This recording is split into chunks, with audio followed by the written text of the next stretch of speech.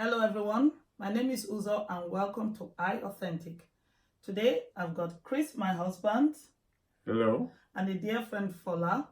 If you remember, we had them on the very first video we did, which was living with a neurological condition, SCA7, and its impact on family life.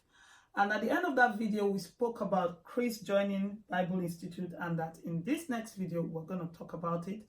And here we are today talking about Chris in Bible Institute.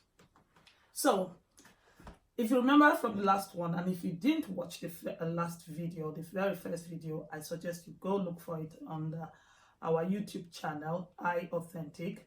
And in that video, Fola was the one interviewing, and it's going to be the same thing today. She's going to do the interviews, and Chris and I are going to respond to her.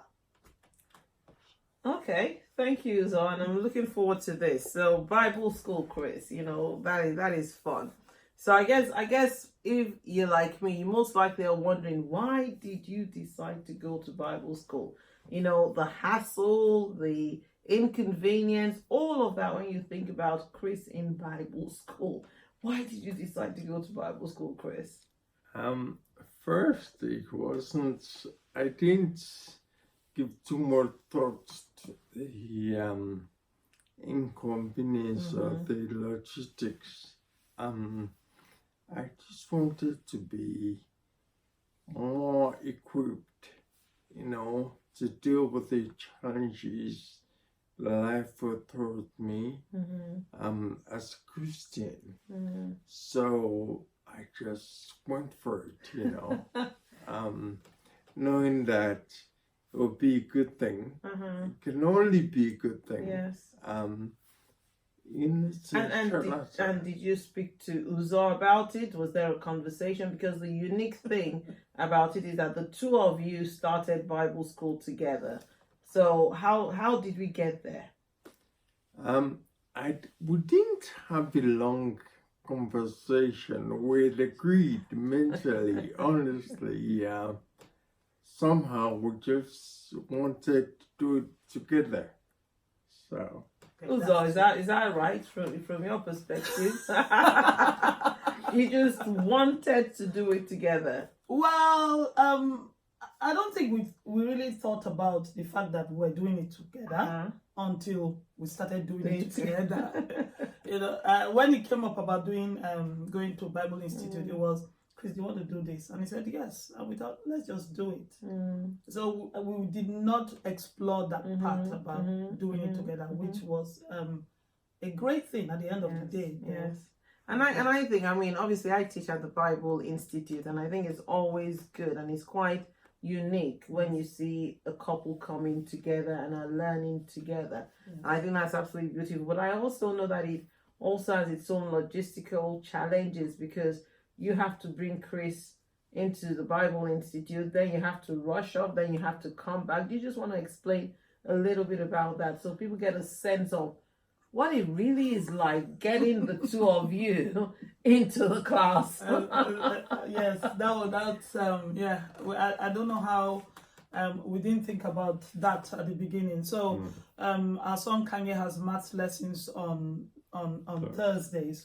And that's the day for our Bible Institute course. So, and because his maths lesson finishes about 7 o'clock, and we have to be there for 7:15. So if it's just me alone, it's fine because I can rush in at 7:15.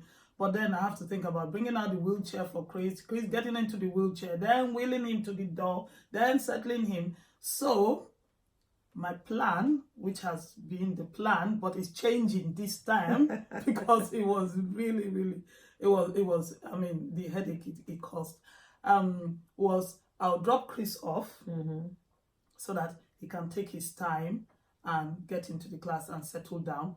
Then I will rush back to go pick up Kanye, drop him at home, then rush there because all I have to do is just me running into the class. So I always get in when they have maybe started just a little bit, but it's not that bad. No, it isn't. You're always there before 7:30, I think. And I'm still there before some people who don't have these challenges. You are. So Chris, tell us a little bit about what it's like. You know, where have you seen that you've had to make adjustments? How have you handled Bible Institute? Because the reality is that before you started, we didn't really have a conversation to say, oh, Chris is coming. It was just like, oh, Chris is coming. Brilliant. Chris is coming to Bible school, you know. So Chris is coming. You know, we didn't sort of really sit down and have a long meeting about what does this mean for us as a Bible Institute. You know, it was just like, wow, Chris is coming. So how has it been for you, you know, in terms of coping and handling and managing the pace and all that happens in the class and outside the class? I think for me, I'll start with coping. I took it on the chin, as they say, and made adjustments as I went along. I did not have any forethought about it, about the logistics and the challenges I faced, which in a way was good in the sense that I didn't have any fears or trepidation. But in the other way, yes, you could say it was bad in the sense that I wasn't so prepared, but you know, it's like, what are you preparing for? You know, I would go to Bob College and I was good. It was good because most of the sessions and classes were recorded. So once we sat down listening to a teacher, the recording is being done, and it would get sent to me by email. All of us could play it again and learn and learn and learn. It's a good thing. And the homeworks, tell us about the homework, Chris. An exam, maybe. The homeworks were, yes, they were a bit challenging in the sense that, you know, I had to listen to the recordings over and over again, and I was happy and lucky to have Uzo who would read the recommended books to me.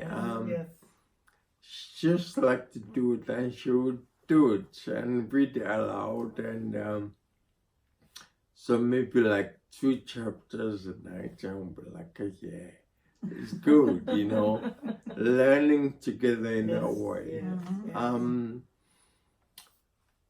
think the real good thing and the helpful part of it was learning it together. The fact that she wanted to do it kind of exposed her to, you know, that goodness, you know, and it gave me a chance to interact with her. And so we just kept doing it. It was a habit, and it paid off. Yeah, but the reality is there's a little bit of a competition here as well. Because I remember after one of the exams and you both got your assignments, and I think Uza just slightly edged you a little bit, just a tiny bit. And here we are talking to Chris about the assignment and sort of giving feedback. And what does Uza do? You running and you go, well, I got to, you know. I didn't want to say the percentage, you know, but it was, and she goes, well, I got this. I said, Uzo, that's not what it's all about. So there is a little competition. Is that correct? Not really. Let me explain that. Let me really explain that. So that first assignment, Chris was supposed to do that with Uncle K. Yes. All right. Uncle K is Fola's husband. So they did it. And I said to him, let's go through this assignment. Let me go through this assignment. I said, oh, no. We've done it. It's all done. So I said, okay, all right. So we submitted the assignments. And Fola now said, Uzo, how come yours was so arranged and so detailed and so this? And I didn't want to tell her then that, you know, Chris had said, no, he had sorted out everything. He's fine with Uncle K. So I couldn't help but tell him what percentage I got. And let's just say it was a good thing I did, because the next time he said, Uzo's going to help me with the assignment. And then that's what's happened, because you submitted one and the two of you sort of worked through it together, you know. And I think for me it's the together. So I guess the question to also ask is the impact it's had, because I have watched the two of you through at least the term we've had together. You know, I've watched the dialogue, I've watched you both grow spiritually, and it's very much together. Yes. And that is the honest truth. You know, it's a growth. You're growing and he's growing. So do you see that? Do you actually see the experience of that? How does that feel like in your house?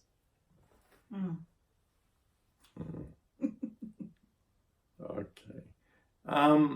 For me,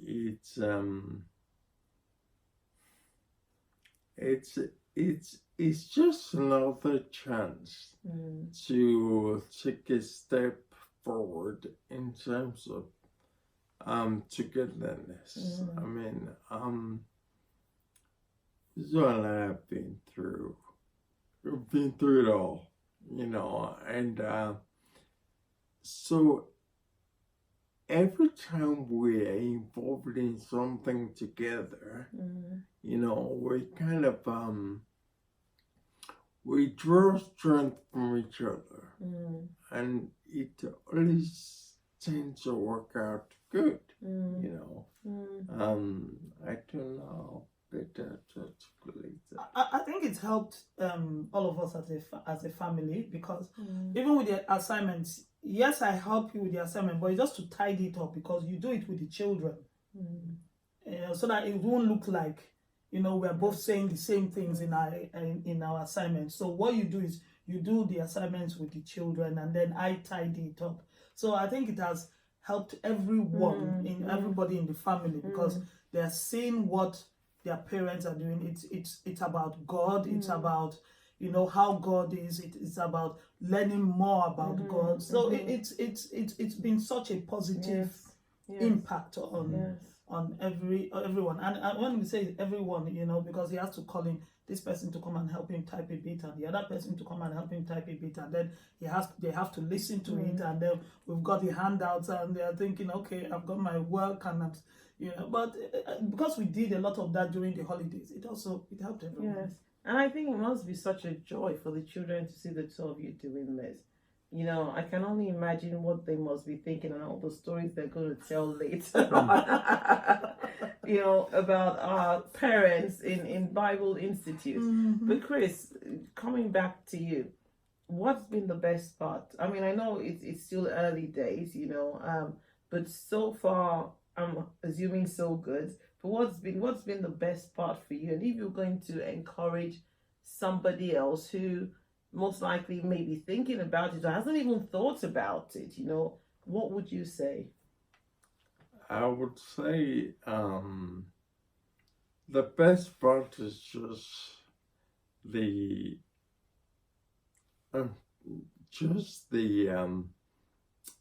what do you call this? The impact it's had on me in terms of reinforcing my conviction.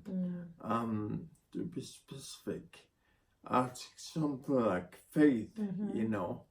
Oh, you know, it's not like I'm being told things I haven't heard before, but it's a different way it comes across, and so you become more empowered, more convicted, more reinforced, stronger in what you believed in the first place, and so it's like you've grown, and that's a good thing.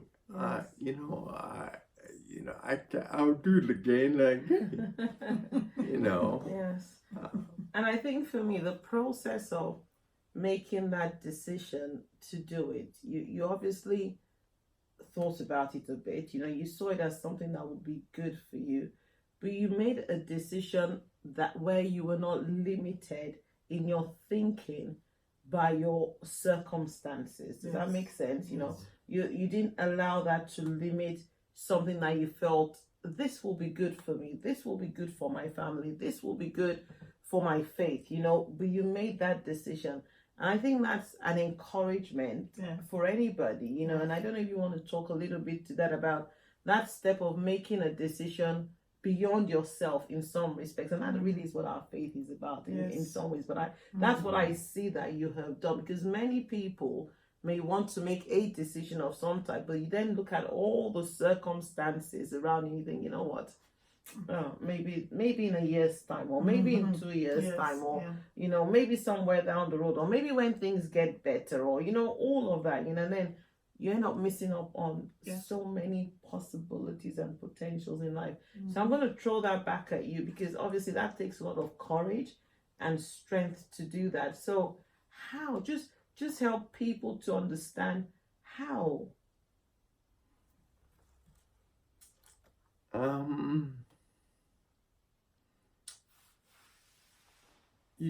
It gets a bit philosophical. I'll say this I know, way. I was asking you a deep question, wasn't I? And apologies if I quote a bit of Bible, but really, a live dog is better than a dead lion. You know, God has given us the gift of life.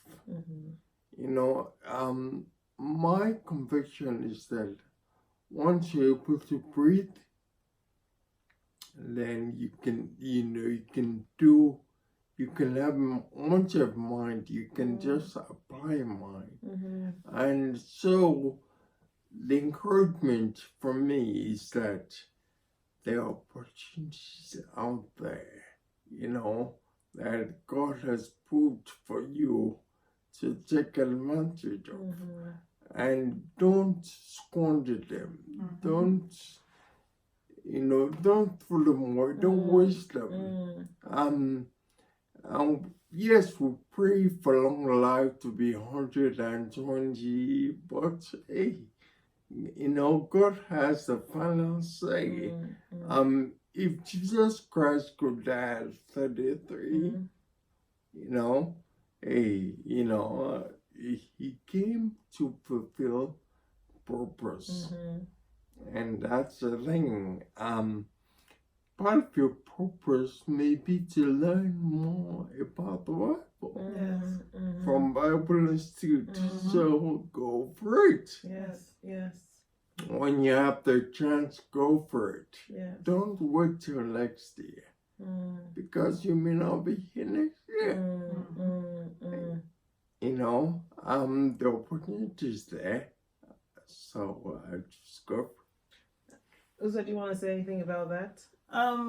Yes, I agree with 100% with what Chris has said. You know, when everything seems to be like it's working against you, that's the time you need to take that step, really, because you'll find out that everything will fall into place. Now, we knew that it was going to be a challenge, with the fact that my son had maths lesson on the same day that it was Bible study, and also the fact about how Chris going to cope with assignments and exams and studying.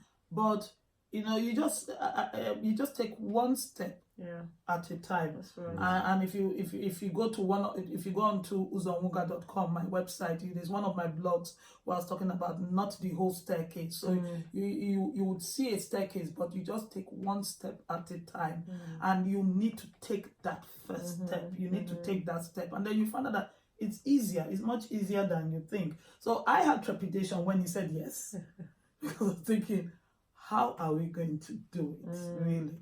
No, I did. I thought, okay, he said yes. Because I didn't really think he was going to say yes, to tell you the truth. Let me ask him so that it won't be like, you know, he's left out. And then he said, oh, yes. I think, okay. He said yes. All right. Yes. Let's go for it. And during this time, I mean, we got blessed with a laptop with accessibility software on it, which is another story on its own. On another video we're going to talk about, and it just shows that there's a lot of work to be done for disabled people, you know, people with challenges. You would think that with that, we really thought, my goodness, we've gotten the answer to everything, and it was just going to be like, wow, so quick, you will do your, but it's presented another set of challenges, but that's on another video anyway. And it hasn't stopped him from going on to the next semester of Bible Institute, isn't it? Yes, indeed. So, Let's Chris, go. yes, well, I guess just to say, very proud of you. You know that anyway. You always make me proud. You really do, you know. And I think the joy of it is we just see Chris. Yes. You know, so Chris coming to Bible school was not different in our minds from Uzo coming to Bible school or anybody else coming to Bible school, you know, and walking that journey together, because at the end of the day, like Uzo rightfully said, you take one step at a time, and you take one step at a time, and you take one step at a time. But every step gets you closer to your ultimate destination. Yes. And that is what you're doing. So good on you. Keep it up. Thank you. Oh, thank you so much for watching. And if you have been blessed or encouraged, please just drop us a comment at the bottom of this video. You have to scroll down to all the videos and then you get to the comment section. So please drop us a comment, or if you feel that you need to talk to any of us, please email me at i.authentic@gmail.com or uzo@uzonwuga.com. Go check out my website, uzonwuga.com. You'll see a lot of more videos. You'll see blogs, podcasts. It's all about helping you and encouraging you that your circumstances do not define what your life. It doesn't have to define what you need to do. And if you want to speak to Fola, just get in touch with me. I'll connect you. Or if you want to speak to Chris, just Get in touch with us, she'll connect you. Thank you so much for listening. And remember, live an authentic life. Thank you.